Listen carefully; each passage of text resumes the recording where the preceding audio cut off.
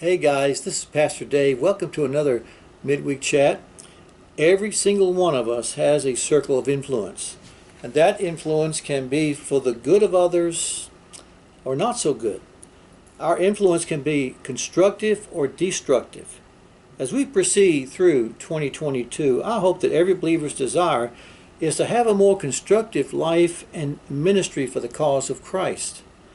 And in a tremendous way, your influence and effectiveness for Jesus hinges upon our behavior before the world that we live in. Many people have had a BCE, and what I mean by BCE is bad Christian experience or bad church experience. Rather than seeing behavior that's reflecting of a transformed life by Christ, they see nothing different from any other life. Greg Asimikopoulos said, "Who will listen to the message of God's understanding and love when the messengers of that God are examples of anything but that?" End of quote.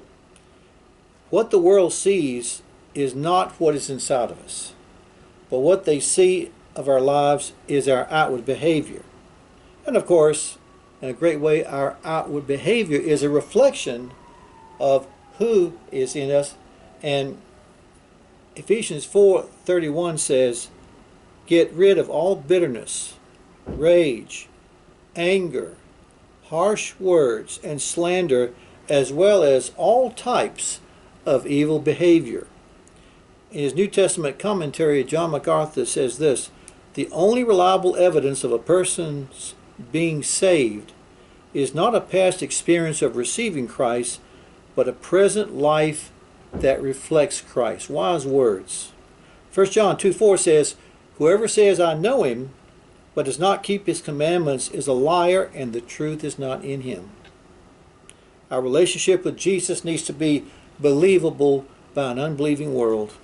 And as far as the world is concerned, our behavior displays our relationship with Jesus Christ. Today I'm going to share with you some things about anger.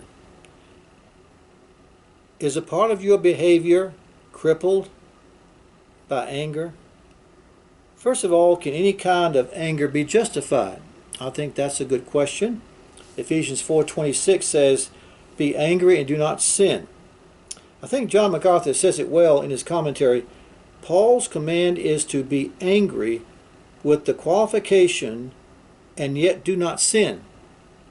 In this statement, he may be legitimizing righteous indignation, anger at evil, at that which is done against the person of the Lord and against his will and purpose. It is the anger of the Lord's people who hate evil. It is the anger that abhors injustice, immorality, and ungodliness of every sort. MacArthur goes on to say, anger that is sin, on the other hand, is anger that is self-defensive and self-serving, that is resentful of what is done against oneself.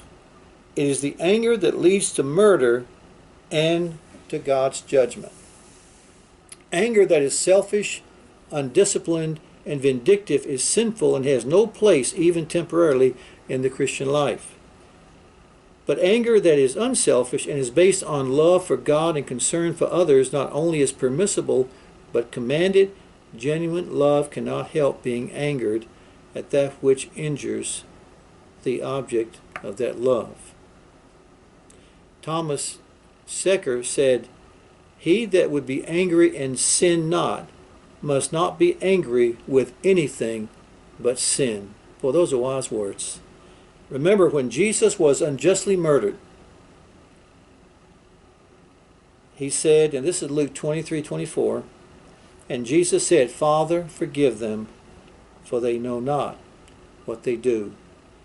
The next time you're tempted to get angry because of something done against you, remember the response of Jesus when he was indeed unjustly murdered.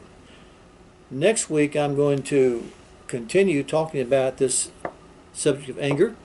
I hope you'll be joining me. Have a great day.